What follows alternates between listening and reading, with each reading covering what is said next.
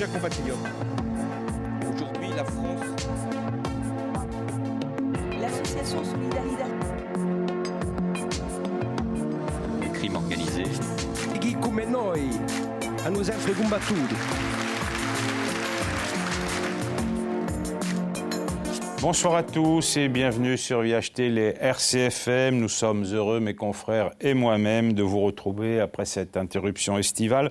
Heureux d'entamer avec vous une nouvelle année politique qui s'annonce très riche. Heureux enfin de vous présenter la nouvelle formule de contraste, un contraste modernisé, plus dynamique, nous l'espérons en tout cas, et qui sera désormais divisé en 3 parties. Une première partie qui sera consacrée à l'entretien avec notre invité d'une trentaine de minutes environ. La seconde partie verra l'intervention d'un contradicteur qui viendra sur ce plateau débattre durant une dizaine de minutes avec l'invité. Enfin, troisième et dernière partie, mes confrères feront un débriefing de la prestation de notre invité du jour qui conclura ensuite l'émission. Je précise enfin, mais vous l'aviez compris, que le partenariat avec nos confrères de Corse Matin et de RCFM est bien évidemment reconduit. Tout ceci étant précisé, nous allons entamer notre première discussion avec l'invité du jour qui, comme il est de tradition, est le président du Conseil exécutif de Corse qui effectue sa rentrée politique à contraste, Gilles Simeoni. Gilles Simeoni, bonsoir. Buonasera. Et merci d'avoir accepté cette invitation et d'inaugurer donc cette nouvelle formule. Vous serez interrogé par les mêmes, en tout cas Roger Antèche de Corse Matin. Bonsoir Roger. Bonsoir. Et Patrick Vinciguer de RCFM. Bonsoir à vous Patrick.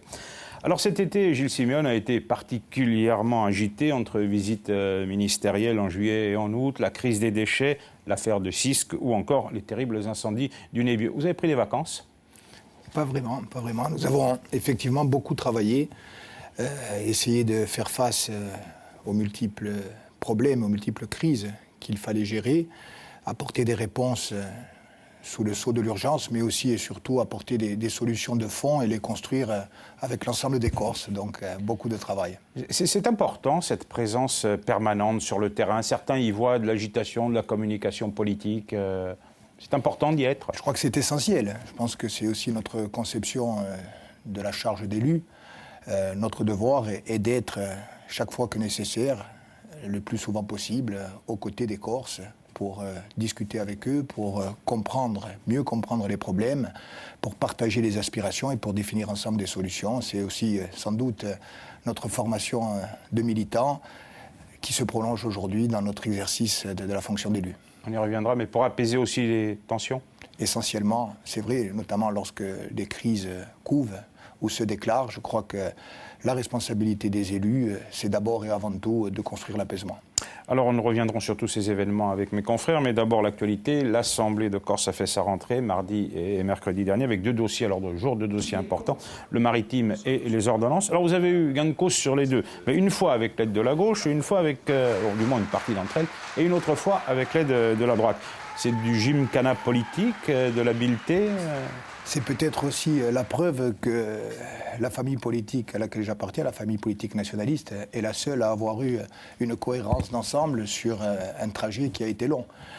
Sur la question des transports maritimes, qui est une question essentielle pour tous les Corses, ce pourquoi nous nous sommes battus collectivement depuis des décennies commence à prendre forme. Un pas important a été accompli avec le vote de jeudi à l'Assemblée de Corse, un vote qui est venu couronner le travail de fond qui a été mené depuis notre accès aux responsabilités, notamment par Jean-Félix Acquavive, en charge plus spécifiquement de cette question, mais également avec le concours de l'ensemble des acteurs sociaux, économiques. Donc une première réponse de fond. La deuxième réponse de fond sur la collectivité unique. Réponse de fond, Gilles Simeoni, pardon. On va revenir sur la collectivité unique plus tard, mais sur la compagnie maritime régionale, on est quand même loin de la compagnie 100% publique que voulait le STC. Parce que bon, le schéma est assez complexe. Il y a 3 sociétés qui vont être créées. L'une d'investissement, la collectivité territoriale sera majoritaire. L'une d'exploitation des ports secondaires, la collectivité territoriale sera majoritaire. En revanche, la société qui exploitera les ports principaux, Bastia, Ajaccio, Marseille, là, c'est le privé qui est largement majoritaire. En somme, au privé, le marché juteux. Au passage, ils nous ont refilé, Corsica Maritime, 2 bateaux pour 10 millions d'euros en fin de vie. Et au public, le risque. Pas du tout. C'est ça que vous vouliez au départ? Je pense que votre présentation est radicalement et fondamentalement inexacte. D'abord, elle est synthétique, mais il y a beaucoup d'éléments qui sont inexacts et des éléments essentiels. C'est-à-dire? Je vais vous prendre un premier exemple. Lorsque vous dites au privé le profit et à la collectivité publique les charges et les dépenses. Ça veut dire qu'il est plus simple de gérer les ports principaux que les ports secondaires, oui, quand personne ne veut. Je vous rappelle que le premier élément, c'est que grâce au travail que nous avons mené, là où avant la collectivité publique, donc les contribuables corses, payaient 104 millions d'euros, nous allons payer cette année, par exemple, 70. Donc une économie de 34 millions d'euros pour un service public qui, lui, est amélioré, puisque, par exemple, il y aura des baisses de tarifs qui vont aller de moins 8% pour les importations de matières premières, donc avec un impact positif sur le coût de la vie, moins 16% pour le tarif passager de base, et jusqu'à moins 60% pour les aides à l'exportation des producteurs corses. Donc on fait beaucoup mieux avec beaucoup moins d'argent public. Vous profitez aussi du contexte, notamment le prix du carburant qui est très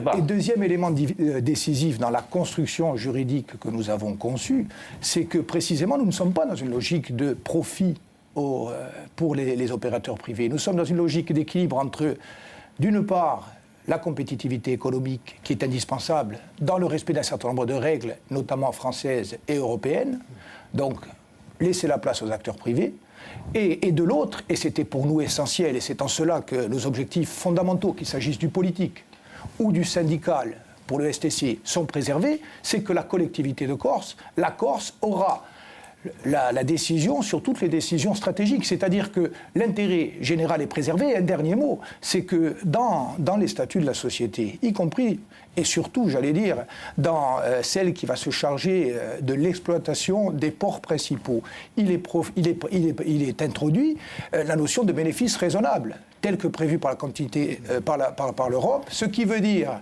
que s'il y a des profits, ils seront restitués à la collectivité publique. Il y a malgré tout des risques. Est-ce que la CTC a vocation à être armateur? Mais la CTC, parce que les paramètres économiques peuvent changer dans les prochaines années. Justement, moi, par rapport à ça, vous remplissez un engagement de campagne, puisque la création de la compagnie régionale, c'était aussi un engagement de la campagne des nationalistes.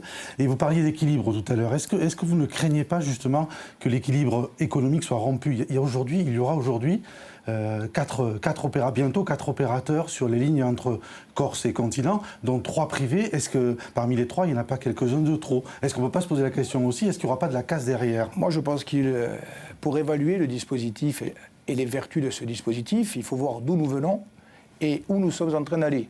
D'où nous venons, c'est une situation qui, pendant des décennies, a été une situation de gabegie d'argent public, une situation de prise en otage permanente de la Corse, une situation totalement défavorable à l'intérêt général, à l'intérêt des entreprises, à l'intérêt des Corses, de l'île et de l'extérieur. Ça, c'est ce que nous avions avant. Aujourd'hui, nous avons construit un modèle qui est un modèle économiquement vertueux, socialement juste, qui garantit le droit des salariés, de toutes les entités qui existent. Et enfin, un modèle qui nous permet d'assurer la prédominance in fine de l'intérêt général dans tous les choix stratégiques. Donc, nous ne sommes pas au bout du processus, nous allons continuer à travailler. Il va falloir effectivement affiner un certain nombre de points. Il va falloir compter sur l'esprit de responsabilité de tous les acteurs, acteurs publics, acteurs économiques, acteurs sociaux, mais je crois véritablement que là où le désespoir et le renoncement étaient en train de s'installer, avec en prime, malheureusement, un gaspillage d'argent public, nous avons construit un chemin qui va permettre à la Corse de maîtriser ses transports maritimes, et pour une île, c'est fondamental. Alors, autre dossier, c'est celui des ordonnances. Alors là, c'est la droite qui vous a mené la vie dure, sous l'influence de la droite départementale de Corse du Sud. Elle s'est opposée unanimement au texte. Vous avez dit que c'est pour des raisons politiciennes, nationales ou locales, mais les arguments qu'elle avance ne sont pas complètement absurdes, notamment si on juge l'impréparation du projet gouvernemental. Il y a un certain nombre d'arguments de la droite qui sont fondés, mais comme je l'ai dit hier, nous sommes aujourd'hui à la fin d'un parcours qui a duré 5 ans. Et comme je le disais au début de notre propos d'aujourd'hui, il faut juger la position des uns et des autres au moment du vote de vendredi par rapport à ce qu'étaient les choix dans le cadre du dialogue qui a été mené. La gauche s'est affirmée pour la collectivité unique. Elle était aux affaires pendant la mandature passée. Que s'est-il passé? Le Parti communiste a voté contre, il l'avait toujours dit. dont acte. En ce qui concerne le groupe Prima Agorsica, héritier de l'ancienne mandature, il s'est divisé, et 2 fois divisé. Il s'est divisé en 2 groupes, et au sein de ces 2 groupes, certains ont voté pour et certains ont voté contre. Ce qui veut dire qu'il y a une incohérence politique totale de ce côté-là. Du côté de la droite, historiquement, s'est toujours affirmée, au moins depuis 2003, et le référendum avorté, voulu par Nicolas Sarkozy, pour une collectivité unique. Hier, la droite a voté contre. Pourquoi a-t-elle voté contre ? Elle a voté contre pour des raisons d'opportunisme électoral, pour des raisons de calcul politicien. Oui, mais il n'empêche qu'il n'y a pas de projet derrière. Quelle va être l'institution de la Corse ? Nous avons toujours été pour une collectivité unique, à la fois pour des impératifs d'efficience administrative et d'efficacité, pour des raisons politiques. Parce que nous considérons que la multiplication des structures, et notamment historiquement les conseils régionaux devenus les conseils départementaux, sont des structures, au-delà des qualités des femmes et des hommes qui sont élus et que nous respectons profondément, sont des structures qui ont alimenté le système claniste et clientéliste. Nous avons voté pour.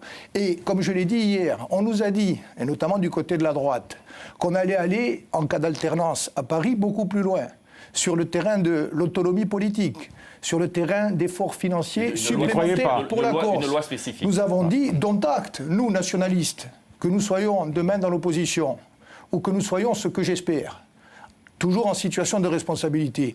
Nous irons à Paris, que le pouvoir soit de droite ou de gauche, avec la même volonté, celle de défendre la Corse. Est-ce qu'il ne fallait pas mieux une loi spécifique, même à attendre 8 mois supplémentaires ? Celle d'aller plus loin sur le terrain de l'autonomie politique, où là aussi je constate que nous sommes tous d'accord, au moins dans les discours, pour dire que la Corse a aujourd'hui besoin d'une autonomie politique très large, c'est-à-dire de la compétence législative de plein droit dans un certain nombre de domaines, en dehors des compétences régaliennes. Donc nous allons nous battre pour cela.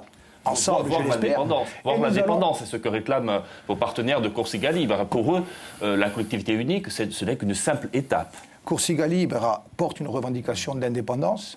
La revendication d'indépendance est dans le débat public. Elle n'est pas, vous le savez, dans le contrat de mandature. Et de ce côté-là, je redis ce qui a été dit devant les Corses et ce à quoi nous nous sommes engagés. Nous sommes dans une démarche progressive. In fine, c'est la volonté des Corses et elle seule qui dira ce qu'est la forme institutionnelle la plus adaptée dans l'Europe et dans le monde d'aujourd'hui pour que le peuple corse puisse faire valoir ses droits et exprimer sa souveraineté. Dans les années à venir, je constate que la revendication d'autonomie qui a été portée historiquement par la famille politique, ou en tout cas par la partie de la famille politique à laquelle j'appartiens, souvent seule, est aujourd'hui reprise à son compte par une grande majorité de droite, y compris par les radicaux de gauche, par une grande majorité de gauche, et qu'elle est portée par l'ensemble des nationalistes, au moins en ce qui concerne les indépendantistes, comme une formule de transition acceptable. Donc je me dis que pour les années à venir, nous allons avoir les moyens de conquérir ensemble un très large statut d'autonomie. Vous l'avez dit vous-même, c'est une transition. Non, mais une transition. Nous sommes un peuple qui se bat. A vocation à se prononcer un jour pour l'indépendance ou pas. Mais écoutez, le peuple corse existe. Le peuple corse est une communauté humaine, vivante, originale, qui s'est nourrie de l'intégration génération après génération de femmes et d'hommes de toutes origines, de toutes religions et de toutes couleurs de peau. Ce peuple, comme tous les peuples, a un certain nombre de droits. Et il exprimera ses droits et il défendra et il exercera ses droits. Sur la politique gouvernementale, bon, on a vu les 5 années à venir, il n'y a pas eu beaucoup d'avancées, hormis la collectivité unique qui se mettra en place dans quelques mois. Vous attendez encore quelque chose, ce gouvernement ? J'attends de ce gouvernement au moins qu'il tienne ses engagements. Ces engagements, quels sont-ils ?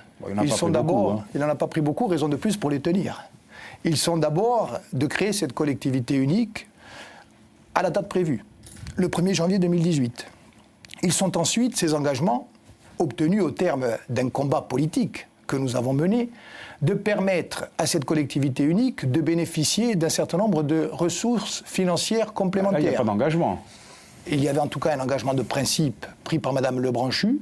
Nous avons fait, en ce qui nous concerne, en concertation, y compris avec les élus, par exemple, de l'intérieur et les élus de la montagne, un certain nombre de demandes sur la déspécialisation de la dotation de collectivité territoriale, sur l'inscription de la Corse dans la loi montagne avec une zone fiscale prioritaire pour l'intérieur de l'île et également des mesures administratives dérogatoires en termes de santé, en termes d'école, parce que nous voulons faire de la revitalisation de l'intérieur de la montagne un objectif politique prioritaire, avec des demandes qui sont des demandes fortes dans ces domaines et pour lesquelles nous attendons des réponses du gouvernement. Autre exemple, là où on nous parle en permanence d'égalité et d'équité, vous savez que la Corse paye beaucoup plus que les régions françaises au titre du redressement des comptes publics, nous l'avons dit et répété. Là où un habitant d'une région française de droit commun paye 30 €, le contribuable corse paye 90 €. Et donc, il y a un trop-perçu d'environ 7 millions d'euros par an depuis 3 ans. Et vous attendez des réponses quand? Parce que, avant la fin de l'année, puisque le calendrier, effectivement, se resserre, à la fois pour des raisons liées au calendrier électoral français, général, et notamment la présidentielle, et puis également avec les échéances, d'une part, de la loi montagne, prévue pour la fin de l'année, et d'autre part, la loi de finances, prévue pour novembre, avec un dernier point, vous le savez, qui est pour nous essentiel, c'est le combat pour l'arrêté Miot, le combat pour la fiscalité du patrimoine. Là aussi, je dirais que notre détermination a payé, puisque au début du mois de janvier, lorsque Jean-Guy Talamogne, président de l'Assemblée de Corse, et moi-même avons été reçus par le Premier ministre, il nous avait été dit clairement que le Conseil constitutionnel avait tranché la question et qu'il n'était pas envisageable de revenir sur l'entrée dans le droit commun prévu au 1er janvier 2018 pour la fiscalité du patrimoine. Aujourd'hui, le gouvernement a changé sa position grâce à nos efforts, grâce à notre mobilisation. Il a toujours été pour, hein, le gouvernement. Il a toujours été contre jusqu'à janvier. Non, c'est le Conseil constitutionnel qui, à chaque fois, a censuré la position du gouvernement. Mais demain, personne ne peut empêcher le Conseil constitutionnel de revenir sur la décision que pourrait prendre, ou sur la loi que pourrait adopter le Parlement. D'abord, le gouvernement avait s'abrité derrière les décisions du Conseil constitutionnel pour dire nous ne pouvons plus réouvrir le débat sur ce point. Deuxième point, le gouvernement nous a dit si vous vous mettez d'accord, et il a fait évoluer sa position dans ce sens-là grâce à notre détermination. Si tous les Corses et tous les élus de la Corse se mettent d'accord, nous nous engageons à présenter une loi. Il faudra créer les conditions pour qu'elle ne soit pas déférée au Conseil constitutionnel. Et c'est là encore ce que nous avons fait, parce que, vous le savez, et c'est quelque chose à quoi je tiens beaucoup, je pense que notre responsabilité aujourd'hui de dirigeants de la Corse, la responsabilité de la majorité territoriale actuelle, la majorité constituée uniquement de nationalistes aujourd'hui, et de ne pas nous enfermer dans notre famille politique. Notre responsabilité est de nous adresser à tous les Corses. Notre responsabilité est de travailler avec tous les Corses et à chaque fois que cela est possible, de construire dans l'unanimité, si elle peut être trouvée, ou en tout cas autour de larges majorités, des plateformes d'action qui nous permettront d'aboutir. Et c'est le cas, par exemple, sur la question de l'arrêté Miot, puisque l'ensemble des parlementaires corses, l'ensemble des élus de la Corse, l'Assemblée territoriale, va porter ensemble un texte de loi dans des termes identiques. La gauche et la droite se sont engagés à obtenir de leurs groupes parlementaires respectifs qu'ils soutiennent ce texte, ce qui veut dire qu'à la fin de l'année, nous aurons la possibilité... C'est justement là-dessus que Nous aurons la possibilité d'avoir une loi qui va proroger, nous demandons, pour 15 ans, le régime particulier dont dispose la Corse, le temps pour nous, parce que vous le savez, c'est aussi notre revendication de fond, d'aller vers une évolution constitutionnelle, avec notamment le transfert de la compétence fiscale en la matière et le transfert de la compétence d'ensemble en la matière. Pour la collectivité, un mot, parce qu'au-delà des aspects techniques, au-delà des aspects financiers, ce qui se joue sur cette question de l'arrêté Miot, c'est la question du lien individuel et collectif entre le peuple corse, entre les Corses et leur patrimoine immobilier et foncier. Et ce lien-là, pour nous, il est sacré et il est intouchable. Mais on sent bien que sur tous ces sujets, le calendrier est extrêmement contraint. Et ce n'est pas un calendrier purement corse, c'est un calendrier français et national. 3 mois pour faire avancer les ordonnances de collectivité et acter la création d'une collectivité unique. 3 mois pour obtenir un nouveau dispositif qui suivrait les arrêtés Miot. Bon, tout ça, c'est soumis quand même à un climat qui n'est pas forcément un climat insulaire. Est-ce que vous considérez aujourd'hui, si une alternance politique devait intervenir au mois de mai prochain en France, que la collectivité territoriale unique, elle est sur les rails finalement, et qu'elle ne sera pas à un moment donné balayée par l'arrivée au pouvoir d'une nouvelle majorité? Il y a d'un côté la question institutionnelle de la création de la collectivité unique et de ses suites, et de l'autre en tout cas de façon plus large, la question d'ensemble des rapports entre la Corse et Paris. Sur la collectivité unique, il faut avancer, et il faut avancer sans perdre de temps, sauf à ne pas vouloir cette collectivité unique. C'est la raison pour laquelle nous disons qu'il faut respecter le calendrier et qu'il faut nous donner les moyens, avec les 3 collectivités qui doivent, dans le cadre d'un processus de fusion, donner naissance à cette collectivité de Corse, cette future collectivité de Corse, qui ne sera pas unique, puisqu'il restera d'autres collectivités, bien sûr, et notamment les communes et les intercommunalités, qu'il faut également, avec l'ensemble des personnels, et nous y sommes particulièrement attachés, l'ensemble des personnels des 3 collectivités et leurs syndicats, dans la diversité de leurs approches respectives, travailler sur la question fondamentale du respect des droits et garanties des différents personnels, et nous avons déjà beaucoup avancé là-dessus, et donc il faut créer cette collectivité unique. Sur le fond, il est évident que le gouvernement actuel n'est pas allé assez loin et n'a pas tiré les conséquences, notamment de la nouvelle donne issue des élections de décembre dernier, mais également au-delà de l'aspect électoral, de l'évolution profonde de la société corse. Et donc, nous, ce que nous disons, c'est que nous devons, bien sûr, et avant tout, travailler nous-mêmes à construire la Corse que nous voulons pour aujourd'hui et pour demain. Et en même temps, il faut bien sûr se préparer à discuter avec le futur pouvoir, qu'il soit de gauche ou qu'il soit de droite, pour dire qu'il faut acter l'ouverture d'un véritable processus de dialogue, la recherche d'une solution politique de fond, dans un respect réciproque, dans un esprit démocratique que rien ne saurait remettre en cause, mais en intégrant une dimension politique qui aujourd'hui a fait défaut à tous les débats que nous avons eus avec le gouvernement. Et dans cette dimension politique, il y a notamment et bien évidemment la question des prisonniers politiques. Justement, à propos de cette éventuelle alternance, Nicolas Sarkozy est venu à Ajaccio cet été pour dédicacer son livre, et il a pris l'exact contre-pied des positions de Manuel Valls sur la langue, sur les prisonniers, et il a déclaré qu'en dehors de l'appartenance de la Corse à la France, on pouvait discuter de tout. Qu'est-ce que ça vous inspire, ce propos ? Ça m'inspire 2 sentiments. Le premier sentiment, c'est celui de la méfiance, légèrement amusée, parce que l'on sait que la Corse a payé très cher le prix des promesses non tenues. Qu'il s'agisse des promesses faites par les gouvernants français en période électorale, de gauche ou de droite, ou qu'il s'agisse de promesses faites, y compris lorsqu'ils étaient en situation de pouvoir, et donc de respecter leurs propres engagements. Cela, globalement, n'a jamais été le cas. Donc, forcément, une méfiance extrême.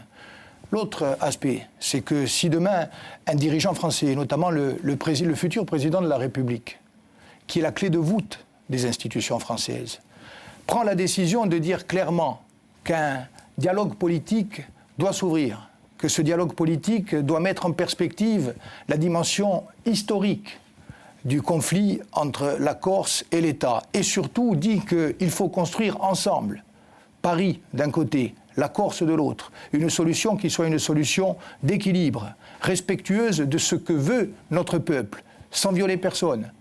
Le peuple corse aujourd'hui ne veut pas l'indépendance. Le peuple corse aujourd'hui n'a pas, à la majorité absolue, désigné les nationalistes. Nous ne devons pas perdre de vue que nous sommes en situation de responsabilité, que les Corses nous ont considérés comme la force politique capable d'avoir un rôle moteur dans les changements profonds qu'une grande majorité de Corses attend. Mais nous ne devons pas confisquer le débat démocratique. Et il est évident que jamais personne n'imposera quoi que ce soit aux Corses. La seule règle qui va déterminer les choix de notre société dans les années à venir, pour les générations à venir, ce sont les choix de la démocratie. Donc, président de la République, jusqu'à aujourd'hui, vous aurez noté que François Hollande a été totalement taisant sur la question corse. Et que ce déficit de prise de responsabilité politique a pesé et a hypothéqué le dialogue qui s'est engagé avec le gouvernement. Si demain il y a un autre président de la République, quel qu'il soit, il sera, à mon avis, de son devoir, de sa responsabilité et aussi de sa grandeur d'homme d'État, et bien véritablement d'ouvrir avec la Corse le véritable dialogue de fond que la situation politique actuelle commande. Alors, démocratie, mais aussi cohésion sociale. Il s'est passé un certain nombre d'événements cet été à Cisque, une rixe extrêmement violente entre des Maghrébins et les habitants du village. Alors, on ne va pas revenir sur les faits eux-mêmes. Vous êtes intervenu avec Jean-Guy Talamone pour calmer les choses, ce qui n'a pas d'ailleurs été toujours apprécié par certains, y compris de vos partisans. Quelque temps après, vous avez déclaré à VSD « Si un attentat se produit en Corse, on ne pourra plus rien maîtriser ». C'est des propos un peu inquiétants. Oui, j'ai été extrêmement surpris par la retranscription par VSD d'un entretien long qui a duré 45 minutes. Et cette retranscription, je le dis très clairement, ne correspond absolument pas à ce qu'a été en permanence. Pas depuis les incidents de Cisco. Depuis le début de mon engagement politique, et avant même mon engagement politique, ma conscience de citoyen, ma vision de ce que doivent être les choses. Notre position, ma position, sont des positions extrêmement claires. Il y a aujourd'hui une situation qui est difficile en Corse. Cette situation, elle participe également d'un contexte... Situation très tendue, néanmoins. Situation tendue, raison de plus pour Quand on voit les réactions à ce qui s'est passé à Cisco, on peut imaginer la réaction qui pourrait survenir en cas d'attentat comme à Nice ou ailleurs. Mais exactement, mais c'est aussi un des éléments sur lesquels nous avons réfléchi. Il est évident que la société... Et vous n'avez pas fait vous-même des erreurs ? Par exemple, non. Quand la motion de la fin juillet à l'Assemblée de Corse, quand dans un considérant vous dites la Corse apparaît actuellement particulièrement exposée, vous avez des éléments ? Puisque la justice ensuite et les autorités ont dit que non, la Corse n'est pas à l'abri, mais il n'y a pas d'éléments objectifs de menaces précises. D'abord, la référence au fait que la Corse soit particulièrement exposée est une référence intégrée dans des développements multiples qu'il ne faut pas oublier. Lorsque nous disons aussi que la Corse, d'abord que notre responsabilité d'élu, aujourd'hui les dirigeants de la Corse, est de veiller à ce que toutes les mesures de sécurité soient prises pour les Corses et pour les gens qui vivent ici, je pense que nous sommes tout à fait dans notre rôle. Mais vous participez d'un climat anxiogène absolument pas. Je crois que c'est au contraire, en n'identifiant pas les risques, ou en taisant les difficultés, qu'on participe à alimenter le climat anxiogène et qu'on participe à renforcer les solutions démagogiques et extrémistes. Donc moi je dis très clairement, et je le dis tranquillement, moi je ne suis pas policier, je ne suis pas gendarme, je ne suis pas en charge du renseignement intérieur. Cela relève des compétences régaliennes de l'État. Par contre, en ma qualité de président du Conseil exécutif, je tiens à être strictement informé de tout ce qui se passe en Corse et de tout ce qui peut concerner la sécurité des Corses. Ça, c'est le premier point. Vous allez trop vite. Le deuxième point, excusez-moi, le deuxième point, c'est que objectivement, il y a aujourd'hui en Corse une situation qui fait que notre île peut être plus particulièrement exposée que d'autres régions ou que d'autres pays. Pourquoi ? Tout simplement parce que les incidents qui ont eu lieu en Corse et dans lesquels, dans le règlement apaisés desquels nous nous sommes directement impliqués. Eh bien, ces incidents, qu'il s'agisse par exemple des jardins de l'Empereur, qu'il s'agisse par exemple des incidents de Cisco, qu'il s'agisse par exemple de la présentation sans nuance d'un rapport qui dit que la Corse est l'endroit de France où il y a le plus d'actes anti-musulmans, alors que cette affirmation est démentie par une analyse objective, tout cela largement relayé et quelquefois déformé par la presse française, par la presse internationale. Vous allez trop vite. C'est vrai, je vous accorde. Vous avez appelé au calme le lendemain avec Jean-Guy Talamon. Mais vous publiez un communiqué dans lequel vous parlez d'actes violents, d'actes de provocation. L'enquête vous donnera raison 3 jours après. Mais vous dites que ces actes sont assortis, je cite, d'une revendication explicitement communautariste, voire religieuse. Oui. Vous allez trop vite. L'enquête, là, vous dément 3 jours après. Il n'y a ni Burkini dans cette affaire.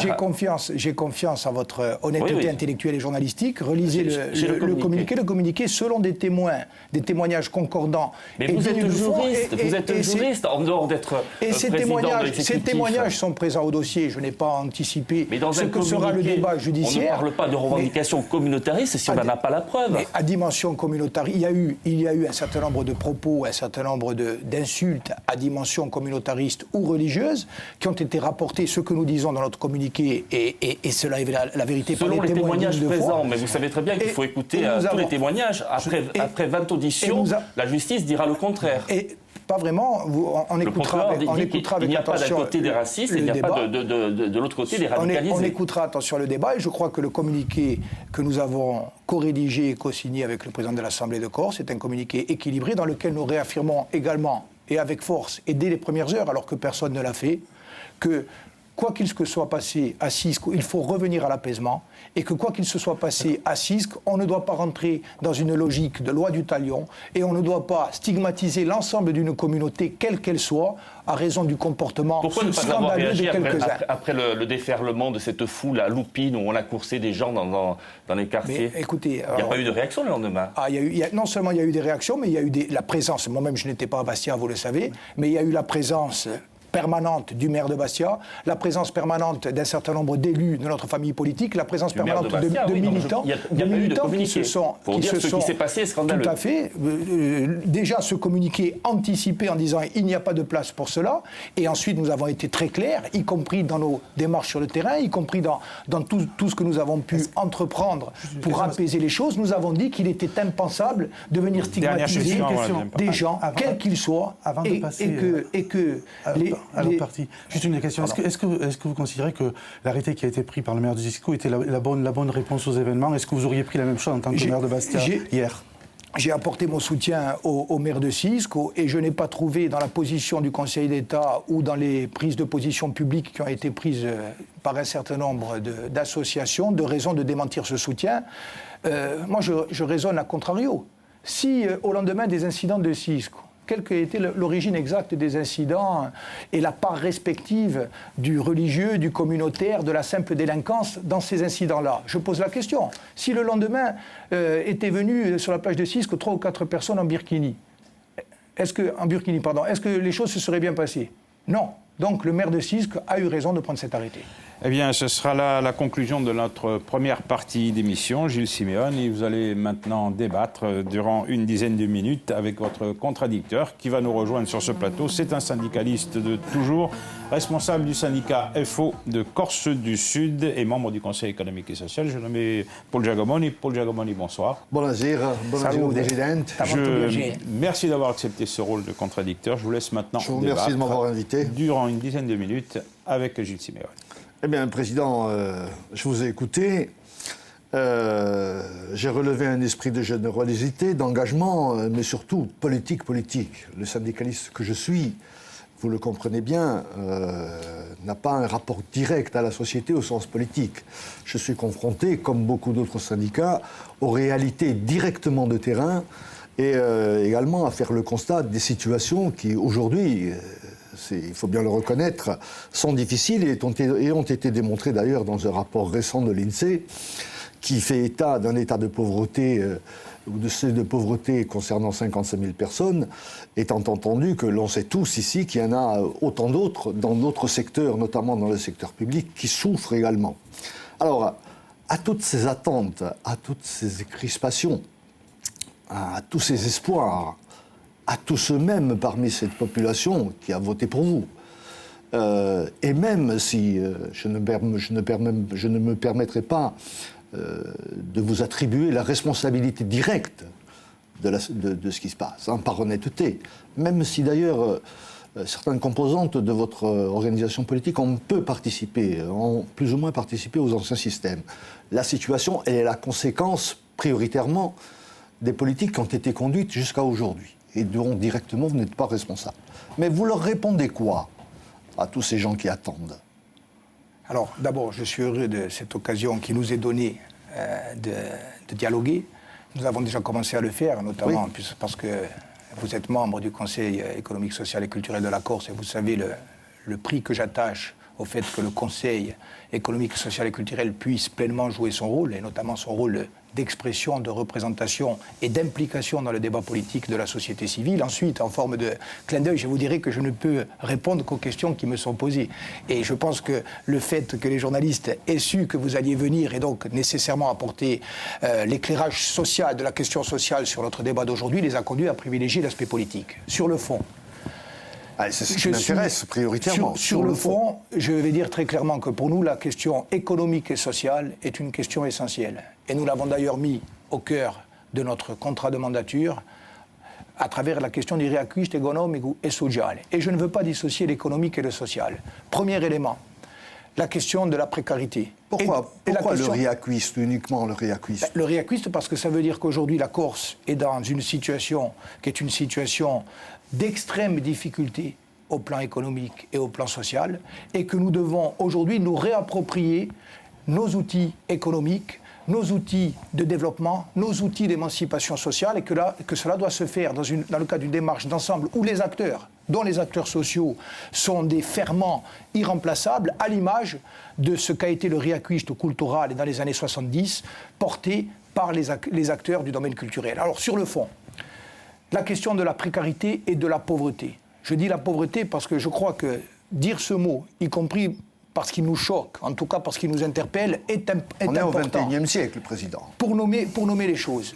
Cette question-là, dès mon arrivée aux charges de président du Conseil exécutif, et conformément au contrat de mandature que nous avons passé, je l'ai identifié comme essentiel. Et j'ai engagé un processus de dialogue avec notamment la coordination de lutte contre les exclusions dirigée par le docteur Pernin, pour réfléchir que pouvons-nous faire concrètement, y compris en allant au-delà des compétences stricto sensu de la collectivité de Corse, pour nous battre contre la pauvreté, contre la précarité. Le rapport de l'INSEE est venu conforter cette analyse. Je rappelle, vous l'avez dit, mais 60 000 personnes en Corse aujourd'hui vivent avec moins de 970 € par mois. Et sur ces 60 000 personnes, il y en a la moitié qui vivent avec moins de 760 €. Alors tout ça est connu, Président. Vous l'avez traduit d'ailleurs dans vos approches budgétaires, dans un certain nombre de tableaux très analysés et très parlants. Mais aujourd'hui, la question est urgente.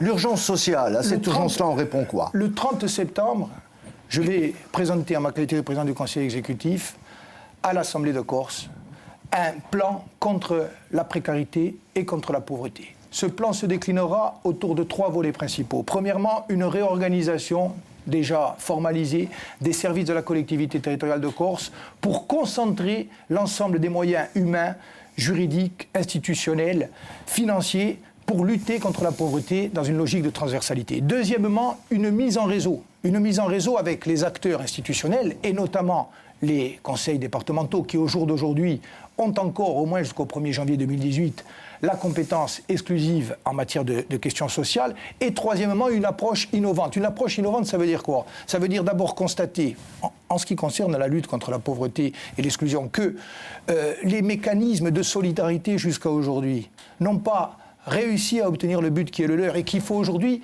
s'attacher à supprimer les causes structurelles. Là, vous soulevez quelque chose d'important. Vous dites que les mécanismes n'ont pas réussi jusqu'à aujourd'hui à régler le problème. C'est le résultat de ces mécanismes des politiques qui ont été conduites. Bon. Et politiques dans lesquelles, vous m'en donnerez acte, et vous l'avez déjà fait, nous n'avons, en ce qui nous concerne, aucune part de responsabilité. Je vous l'accorde très volontiers. Cependant, il n'en demeure pas moins que pour une île dans un marché captif, avec une situation sociale qui se dégrade depuis des années, la recherche d'une réponse rapide, compte tenu de l'état de la société, de son état de déliquescence, avec les questions que vous avez soulevées tout à l'heure, y compris le communautarisme, fait en sorte que, en tant que syndicaliste, moi je suis particulièrement inquiet sur l'avenir, notamment d'un certain nombre important de personnes, de ceux qui travaillent, de ceux qui sont impliqués dans les circuits, parce que je ne vois pas d'horizon immédiat de réponse efficiente à la question.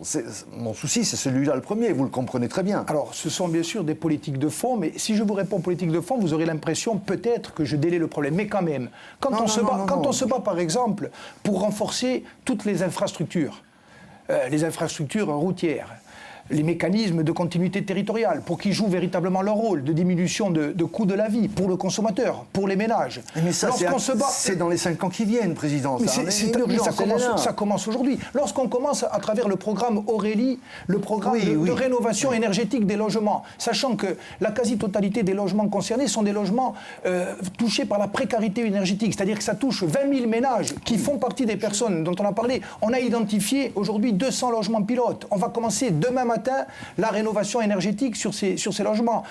Ne pas avoir froid ou ne pas payer trop cher, ce qui diminue le budget du ménage pour être à une température normale. C'est surtout ne pas avoir faim, Président. Alors, ne pas avoir faim, il faut travailler. Ne pas avoir faim, il faut mutualiser les efforts de solidarité qui sont faits jusqu'à aujourd'hui.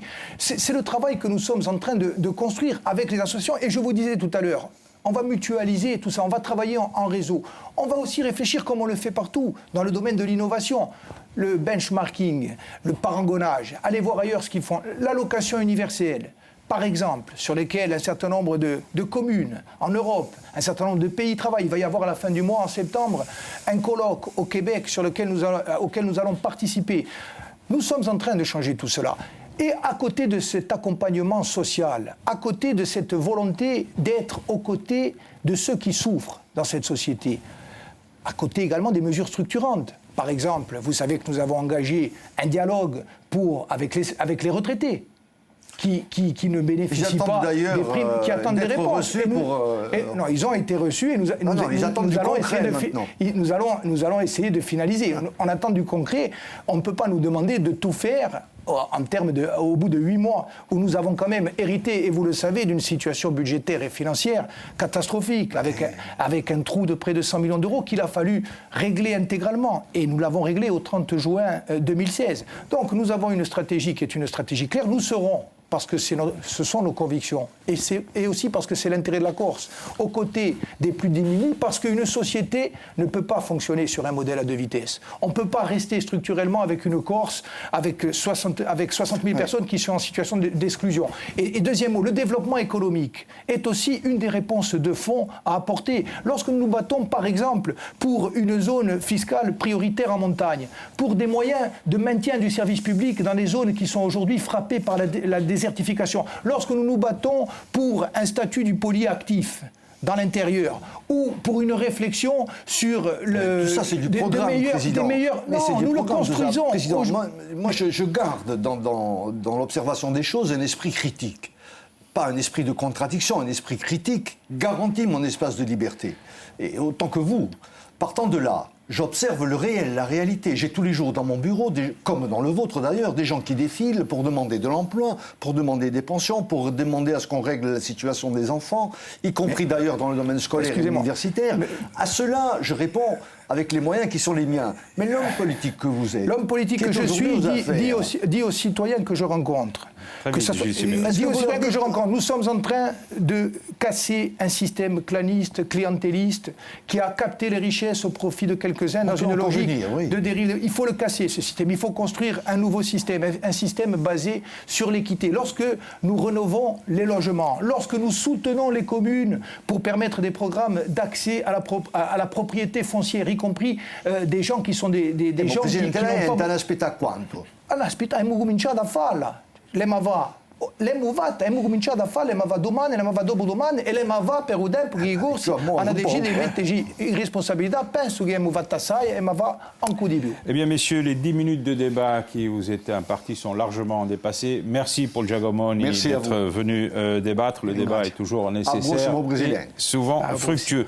Nous allons maintenant aborder, après ce générique, la 3e partie de l'émission avec le débriefing. Mais auparavant, nous allons encore vous interroger sur cet autre dossier qui a été le feuilleton de l'été, qui est celui des déchets, avec le déblocage de la décharge de Vigo, mais le blocage de celle de Prunil.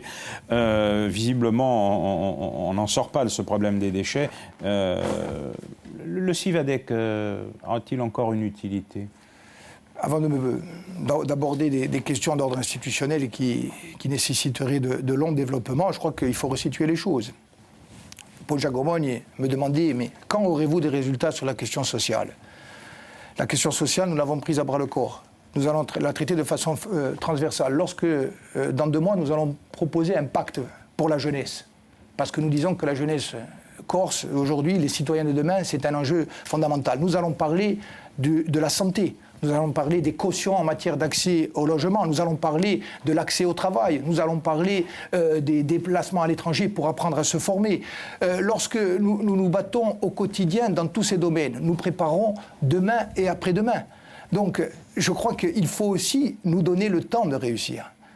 Il faut nous donner le temps de réussir. Sur la question des déchets, nous héritons d'une situation qui, depuis des décennies, s'est cristallisée, où tous les observateurs, et notamment les rapports de la Chambre régionale des comptes, démontrent qu'il y a eu un certain nombre de captations de l'argent public au profit d'intérêts publics. Il y a eu d'intérêts privés. Ça, c'est le constat. Il y a eu un certain nombre de dérives, etc. Nous, on a adopté un plan. On a adopté un plan qui oriente de façon volontariste la Corse dans une gestion et une valorisation des déchets à travers le tri sélectif. Ça, c'est un plan qui a été adopté récemment, mais qui est le même que le plan qui a été adopté en 2015. Sauf mais qu'il après, a été beaucoup... dans la réalité, c'est plus compliqué à mettre en œuvre. Vous en êtes aperçu cet été avec Big qui a fermé, qui a rouvert, Prunel du Vieux-Maure qui ne veut plus des déchets, Talon qui ne veut pas rouvrir. Agnès Simon-Pietre, par exemple, Gilles Signol très concrètement annonce pour une solution transitoire l'ouverture de 4 structures de surtri En gros, 4 décharges à côté des bassins de C'est pas des population. décharges, non, pas du tout, pas des décharges. Pas loin, enfin. Non, absolument pas. Est-ce qu'on peut savoir où elles seront implantées? Eh bien, nous en discutons avec la CAB et avec la CAPA, et c'est la raison pour laquelle, pour réussir, ce sont les compétences de la CTC. Nous avons donné des orientations à travers ce plan. Ces orientations doivent être aujourd'hui déclinées par le CIVADEC, qui a la compétence en matière de traitement, et par les collectivités, et notamment les intercommunalités. Nous allons le faire, et nous allons le faire avec ses partenaires, et nous allons le faire aussi avec les citoyens. Et nous le faisons aussi en tenant compte... Et vous n'avez pas peur de vous heurter à la réticence des populations, au rejet des populations? Non, au contraire, je crois qu'il y a une forte attente des Corses pour aller vers un mode de gestion des déchets valorisant. Les déchets à côté de sa maison. Non, mais ça, bien sûr. Pas dans mon jardin, ça vous le savez. Bien sûr. Mais il faut aussi, excusez-moi, une trop grande dispersion des compétences finalement. Hein, voilà, les communes, les intercommunalités, le CIVADEC, la collectivité. Ça, c'est une réflexion de fond qu'il faut engager. Mais vous voyez comment on est toujours télescopé entre les exigences du moment et les réponses à apporter et les réflexions de fond qui prennent toujours un certain temps pour être appliquées. Nous avons défini un objectif stratégique. Nous avons demandé une période de transition de 3 ans parce qu'entre le moment où on décide et le moment où les décisions prises commencent à faire connaître leurs effets, il y a forcément un décalage. Dans ce moment de transition, nous avons besoin des centres de tri existants. Qu'est-ce que j'ai fait concrètement? Qu'est-ce que nous avons fait concrètement pour contribuer à débloquer la situation? Nous avons discuté avec tout le monde. Nous avons donné des garanties à tous les partenaires, y compris les responsables politiques des communes ou intercommunalités concernés par les centres d'enfouissement actuels, y compris à travers des logiques de solidarité effective, car on nous avait dit la solidarité est toujours à sens unique. Donc nous, CTC, nous avons proposé une solidarité en retour à travers des politiques publiques, à travers un droit de préférence dans les équipements structurants. Nous nous sommes également adressés aux collectifs parce que les riverains ont souffert pendant des années, pendant des décennies de situations indignes. Et nous leur avons donné des garanties en termes de contrôle, en termes d'intervention, pour qu'ils sachent que cette... Et nous continuons à nous heurter à des difficultés, ce qui montre bien la complexité d'un problème, a fortiori lorsqu'il s'est sédimenté pendant de très longues périodes. Mais cela n'altère absolument pas ni notre volonté de résoudre ce problème, ni de le faire en associant l'ensemble des partenaires concernés. Alors juste un retour sur les questions politiques. Deux élections majeures en 2017, la présidentielle et législative. Pour la présidentielle, vous allez vous impliquer, vous allez parrainer Oscar Temarou, par exemple, le militant indépendantiste. Il y a Christian Troadec et Oscar Temarou qui sont venus nous voir. L'un et l'autre ont été reçus et écoutés. Nous les avons bien sûr invités à réfléchir ensemble pour que l'expression politique que l'un et l'autre peuvent apporter dans le débat présidentiel soit représentée, parce qu'il y a également l'obstacle des 500 signatures. Je crois que la Corse trouvera également les moyens, de façon apaisée, de se faire entendre, parce qu'il faut se faire entendre dans ce débat présidentiel. Nous allons bien évidemment demander à chacun des candidats, y compris les candidats à la primaire de la droite, de se prononcer clairement, puisque le discours porté par José Rossi sur l'autonomie et sur les engagements financiers conséquents que pourrait prendre une nouvelle majorité présidentielle et parlementaire n'engage finalement aujourd'hui que lui ou presque.